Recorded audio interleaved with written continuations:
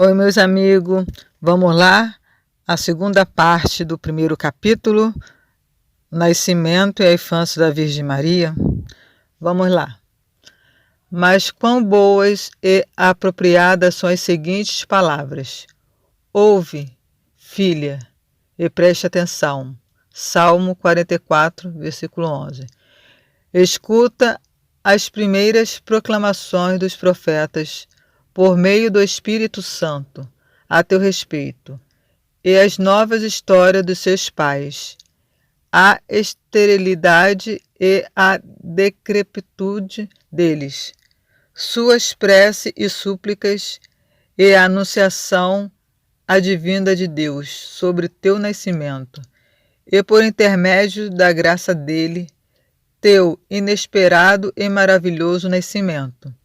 E observa tua apresentação agora no templo, e tua morada dentro dele, com honra, e teu crescimento maravilhoso no Santo dos Santos, onde os sumos sacerdotes entram somente uma vez ao ano. Observa teu maravilhoso crescimento, e o provedor do crescimento, que é ainda mais maravilhoso. Preste atenção e te prepara para receber a anunciação e a gloriosa saudação e a concepção sem semente do Verbo de Deus. E não penses mais no povo judeu, nem na casa de teu pai. Esquece o teu povo e a casa de teu pai. Salmo 44, versículo 11. E tudo que é deste mundo, e veste um novo pensamento, uma firme esperança. E assim, de tua beleza, se encantará o rei, e tu realmente merecerás ser chamada sua mãe. Mas ele adornou a profecia ainda mais, e pronunciou o serviço dos ricos a ti. E por isso disse, próceres do povo implorarão teu favor. Salmo 44, versículo 13. Então muitos nobres e próceres do povo reuniram-se na chegada dela ao templo. E ainda hoje os apulentos, repletos da benevolência divina, são aqueles que a servem e a glorificam pelo Espírito. Para que suas ações também se assemelhem entre si, e sua aparência externa revele seu interior mais profundo e glorioso. Ele disse, toda a glória da filha do rei é interior. Salmo 44, versículo 14. Não são somente suas virtudes que demonstram sua riqueza interior, mas também as graças incompreensíveis do Espírito Santo, cuja abundância e beleza são inexprimíveis. Portanto, para simbolizar a união e a diversidade delas, ela recebeu as vestes de ouro. Ela entra com vestes bordadas de ouro e repousagens multicores, porque, assim como as cores aparecem divididas em sua individualidade e se reúnem todas nas vestes, compondo-as as graças e as virtudes que habitam na bem-aventurada Virgem, são múltiplas e ao mesmo tempo oferecidas e preparadas pelo único Espírito Santo. Desde tarde realizou-se a apresentação da Virgem no templo, envolvendo muito mais do que uma mente débil é capaz de assimilar e do que uma língua tartamuda é capaz de descrever. Mas como foi sua morada no templo e o que era a escada de suas maravilhas?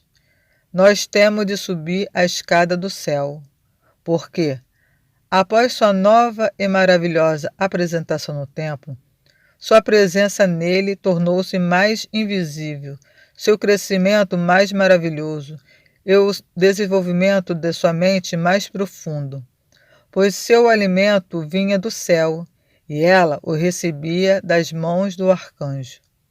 E com o crescimento do seu corpo, desenvolveu-se a ordenação e o conhecimento do Espírito. e ela recebia o ensinamento da perfeição por meio dos anjos que a nutria. E eu diria até mais: pela graça da Santíssima Trindade, ela crescia em graça e estatura, assim como disse o evangelista a respeito de seu filho, Lucas 2, versículo 40. O crescimento do seu corpo correspondia ao alimento de que se nutria e de sua disciplina espiritual, a orientação que lhe era dada pela graça de Deus e pela proteção conjunta do arcanjo, pois convinha que fossem sobrenaturais as ações daquela destinada a conter em seu útero a incontível natureza divina. É por isso que as Escrituras falam sobre sua forma corporal e seu caráter, porque tudo era maravilhoso, louvado e glorioso. Pois ela amava aprender e era uma boa aluna, guardava todas as boas palavras, refletia bastante sobre as Escrituras divinas, e com total sabedoria, porque se tornaria a mãe do Verbo e da sabedoria de Deus, hábil com suas palavras e sua voz, como está escrito: ela abre a boca com sabedoria e amáveis instrução surgem de sua língua. Provérbio 31, versículo 26.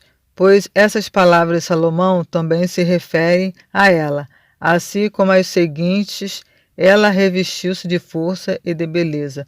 Provérbio 31, 25. Pela graça e pela força que dela nasceu, revestiu-se da beleza, revestiu-se da força e foi envolta por aquele que encarnou a partir dela. Revestiu-se de beleza e foi envolta pela força, e as palavras seguintes também podem ser ditas a seu respeito. Ela se alegrou nos últimos dias, Provérbio 31, versículo 26. Como a rainha de tudo, pois ela tudo guarda, e de uma extremidade da terra à outra, todas as coisas lhe submissas e exaltam. Pois ela reina com seu Filho e Senhor, e reinará especialmente nos últimos dias, quando houver o fim e a consumação deste mundo efêmero. Então ela reinará com seu dulcíssimo Filho em um reino infinito e inescrutável. De certo, é bom e bastante oportuno relembrar essas palavras que se seguem umas às outras. Muitas mulheres tiveram riqueza espiritual ou material. Muitas tiveram poder, mas tu as excedeste em natureza e em conhecimento, e foste mais exaltada do que as outras, pela graça divina e pelo nascimento sobrenatural. Provérbio 31, versículo 29. Apesar de os testemunhos das Escrituras nos desviaram um pouco das narrativas da vida dela, é bom e conveniente que tenham sido escritos para sua glória e para benefício dos amigos de Deus. Mas retornemos à intenção original do discurso, pois, como ela é, de todas as maneiras, mais profunda e gloriosa do que todos os homens, a disposição e a providência de sua vida são incomparáveis. Aos olhos de todos, ela era objeto da graça e cheíssima de graça.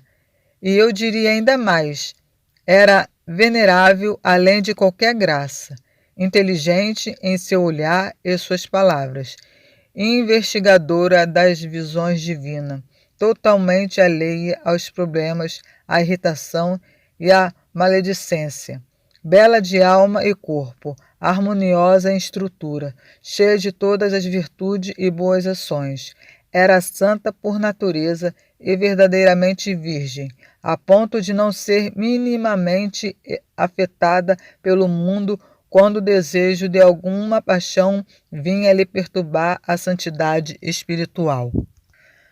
Acima de tudo, sua santa alma era repleta de amor humano e de compaixão, e por conseguinte, também da imitação da graça e da benevolência de seu filho, dotada de uma mente pacífica e humilde, com tamanha abundância de virtude e de graça, que na verdade era rainha além de toda a natureza, em ação, palavra e pensamento, pois seria a mãe do verdadeiro Rei universal, que se tornou realmente pobre e humilhou-se por nós, até a morte e a morte de cruz.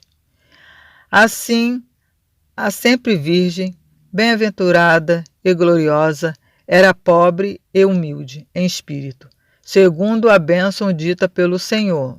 Mateus 5, versículo 3.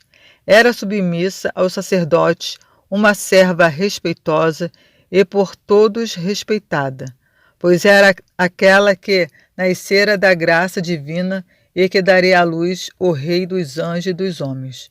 Então, após sua infância, o poder de Deus a revestiu e adornou com todos os ornamentos da virtude, como um véu multicor bordado de ouro para a alma e o corpo. Com essa ordenação e forma, ela permaneceu no templo de Deus em verdade, servindo como oferenda divina e imagem espiritual, excelentemente racional, temível para os demônios e desejável para os anjos. Eu diria ainda mais, maravilhosa e temível para os anjos, mais virtuosa e submissa ao Pai, ao Filho e ao Espírito Santo. Por isso, desde o princípio, o bem-aventurado Davi e os outros profetas prenunciaram a montanha de Deus, a montanha fértil que Deus escolheu para morar. Salmo 67, versículos 16 e 17. A cidade de Deus que foi dita gloriosa, arca da majestade para o repouso do Senhor. Salmo 131, versículo 8. E Sião, que era agradável e que o Senhor preferiu para a sua morada. O trono de Deus e sua charrete que conduz os milhares de poderes angélicos. E um esplendor indizível, jardim fechado, a fonte de água viva. O livro selado, prenunciado por todos os livros, em que está escrito a palavra que não pode ser escrita, sem início e sem fim. A leitura do Senhor, escoltada por 60 valentes, que são as palavras de sua sagrada escritura, os doutores, os candelabros de ouro, o cetro real, que floresceu esplendidamente, a urna contendo o maná divino, a mesa do pão da vida, as tábuas da verdadeira lei, a arca coberta pelo ouro da graça do Espírito Santo por todos os lados, que contém o incontível soberano de todas as criaturas. Então, com sua conduta e forma, que apreciam a Deus, a bem-aventurada Virgem permanecia no templo e crescia em idade e em virtude, além do que o conhecimento alcança. Assim, quem poderia descrever em detalhes seus labores, suas preces adornadas de todas as boas ações? Ela já as demonstrara na infância, pois todas as suas atividades estavam além de qualquer conhecimento e, do mesmo modo, toda a sua vida estava além da natureza, pois era guiada para se tornar rainha de todas as coisas e mãe do Rei e Senhor de todas as coisas, porque fora escolhida pelo Pai e preparada de antemão pelo Espírito Santo para conter em seu ventre o Filho unigênito, o Verbo de Deus, e para se tornar a causa da sua encarnação e de sua morada entre os homens. Então, mesmo que, como digo, trata-se de algo intenso e seja impossível descrever minuciosamente todas as grandezas das ações realizadas por ela no templo desde sua infância, mencionarei pelo menos o dom mais grandioso de todos entre a sua miríade de labores e súplicas. Altar e ofereceu a Deus preces e súplicas com o coração sofrido e santo. E eis que ocorreu algo grandioso e tremendo de se escutar. Uma imensa luz brilhou no templo com tamanho fulgor, que pouco faltou para que a claridade do sol não se ensombrasse diante daquilo. E uma voz se fez escutar do altar: Maria, de ti nascerá meu filho. Ao escutar isso, a bem-aventurada Maria não estremeceu nem temeu, como seria de se esperar, dada sua pouca idade, tampouco se orgulhou com uma alegria excessiva. Não contou aos outros e não houve nenhuma alteração na sua conduta nem na sua mente, mas ela se admirou com a maneira pela qual sobreviera aquela declaração, porém escondeu em seu coração aquele mistério verdadeiramente grandioso, predestinado desde antes do século, desconhecido mesmo dos anjos, até vivenciar em si mesma a realização dos mistérios da providência com o nascimento de Cristo, o Rei que cumpriu seu destino de viver entre os homens, que ressuscitou dos mortos e subiu aos céus. Depois disso, a Santa Virgem chegou à idade de 12 anos, momento de se casar conforme prescrito pela lei. No entanto, os sacerdotes não conseguiram consolidar suas ideias a respeito disso, pois receavam a saída do templo daquela que fora oferecida a Deus. Ademais, parecia-lhes temeroso entregar o julgo do casamento àquela que fora consagrada a Deus, que fora predestinada a servir tão somente sob o jugo de Deus. Mas o domínio da lei de Moisés proibia que uma moça daquela idade permanecesse sempre no templo. Devido a essa imposição, houve entre eles uma grande deliberação a fim de definir o que seria mais apropriado. Então, Deus lhe enviou ao coração uma ideia legítima e adequada para que simultaneamente se cumprisse parte da lei e se evitasse o casamento. Ele determinaram que ela apenas noivaria e não se casaria com um homem que, em vez de pronto para o casamento, fosse mais velho e ancião e tivesse alcançado a perfeição da virtude, a fim de que fosse, acima de tudo, o guardião da virgindade dela.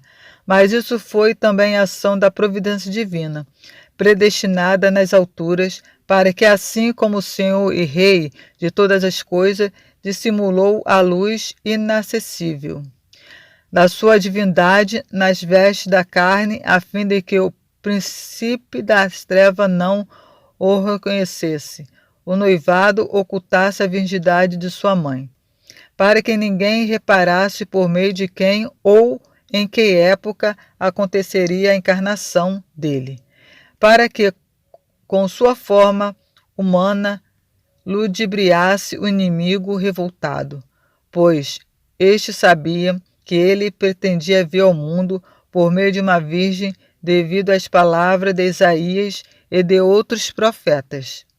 Enquanto deliberavam, os sacerdotes não ousaram se responsabilizar pela escolha de um homem de tamanha justeza e confiaram tudo à providência de Deus, como outrora fizera Moisés.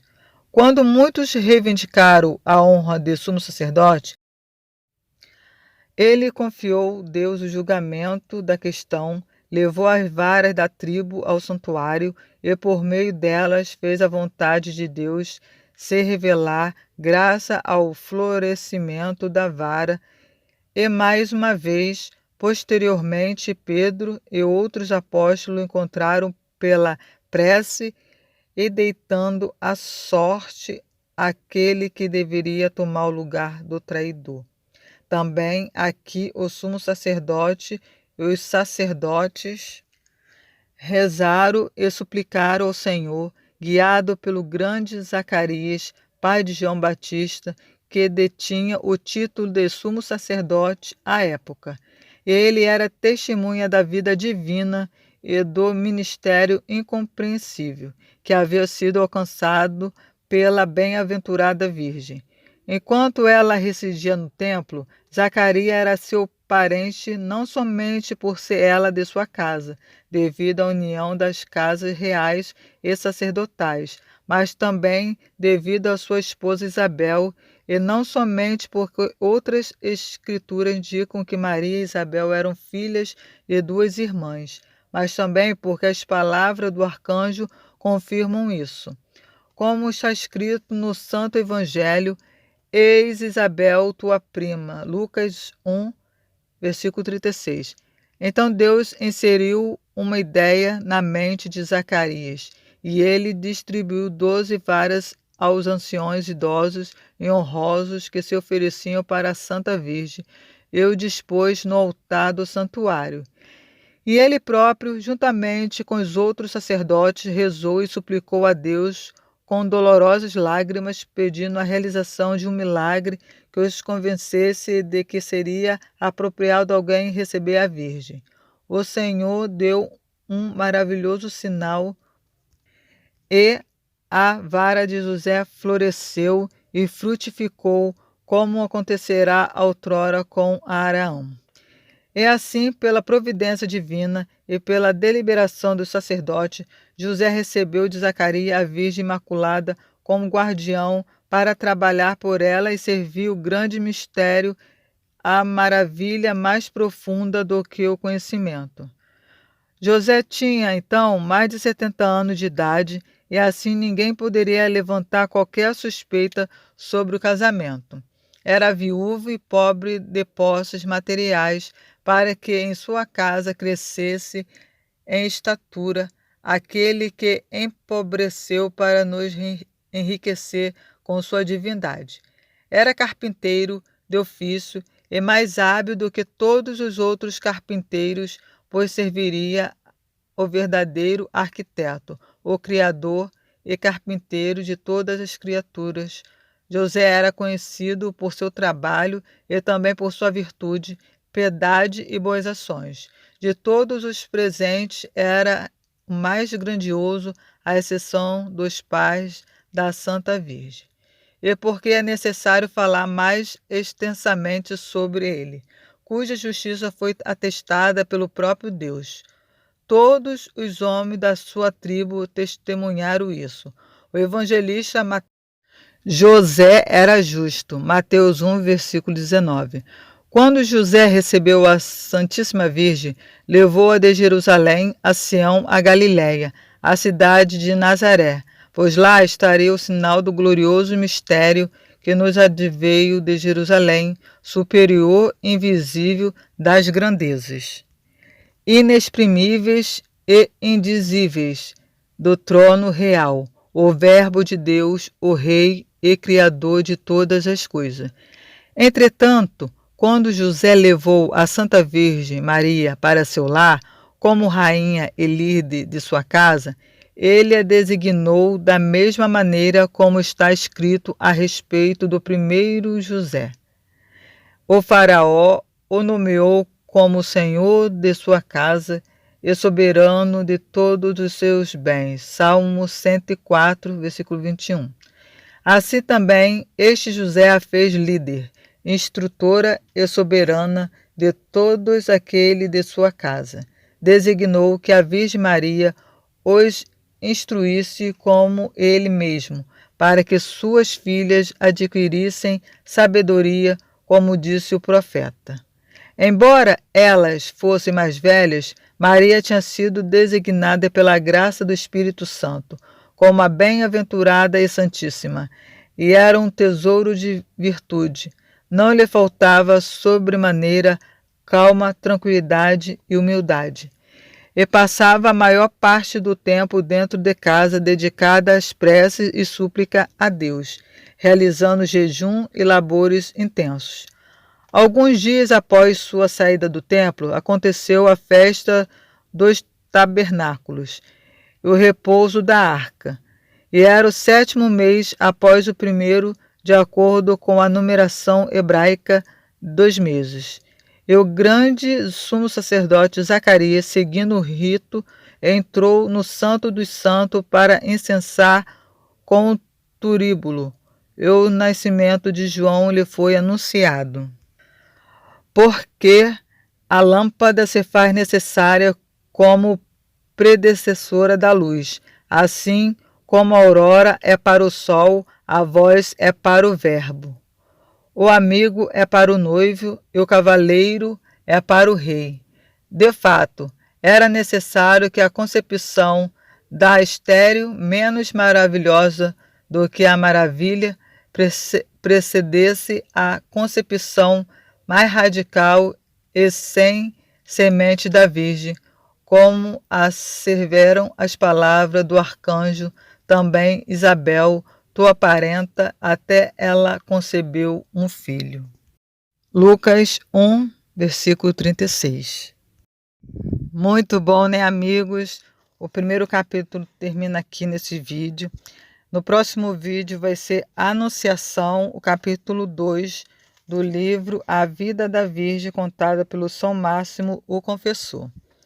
Para você que não é inscrito, se inscreva agora e ative o sininho e aperta todas as notificações lá, o sininho todos. Assim você receberá aí notícia do novo vídeo, tá bom? Fique com Deus, que a bênção de Deus esteja com você e sua família, a intercessão de Maria esteja sempre presente no seu lar.